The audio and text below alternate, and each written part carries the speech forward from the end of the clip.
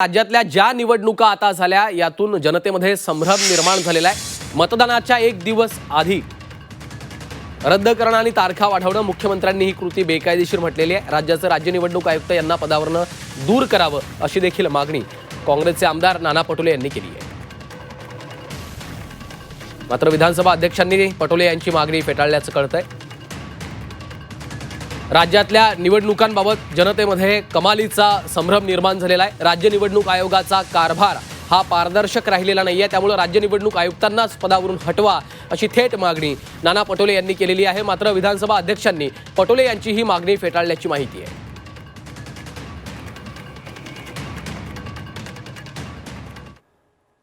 राज्यामधल्या नगरपालिका नगरपंचायतच्या ज्या निवडणुका झाल्यात आणि त्या निवडणुकांमध्ये जनतेमध्येही संभ्रम आला आणि राजकीय पक्षामध्येही संभ्रम निर्माण करण्याची परिस्थिती झाली।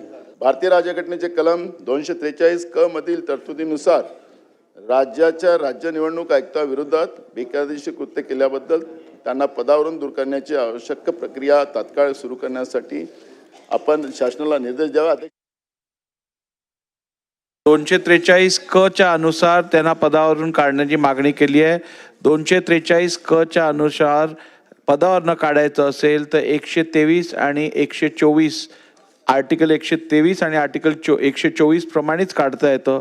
ज्या प्रकारे हायकोर्ट जजचं इम्पिचमेंट होतं तीच प्रोसिजर स्टेट इलेक्शन कमिशनला काढण्यासाठी लागू केली जाईल। ती या सभागृहाच्या अखत्यारीतला विषय नाहीये आणि शासन तर मुळीच तसं करू शकत नाही।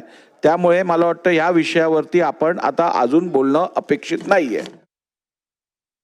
तर राज्य निवडणूक आयुक्तांना पदावरून हटवा अशी मागणी काँग्रेसचे नेते आमदार नाना पटोले यांनी केलेली आहे। मात्र त्यांची ही मागणी आता विधानसभा अध्यक्षांनी फेटाळून लावलेली आहे।